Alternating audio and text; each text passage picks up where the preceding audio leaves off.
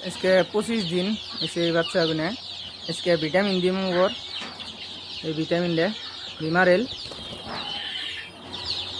ভিমারেলটা দিয়ে দিম। এটা 30 ml দিম, 30 ml দেবেন কেউ দেই। তারপরে আদারটাও দিমু।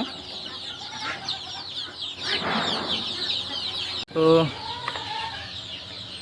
10 ml গেল, দিতেছি 10 ml। তো 30 ml দিয়ে দিলাম, মিক্স করে দিয়ে দিম। দেখুন দিয়ে দিছি, আদারও দিয়ে দিছি, পানিও দিয়ে দিছি, ভিটামিন দিয়ে মিক্স করে। তো দেখুন কীভাবে খাবেন এসে।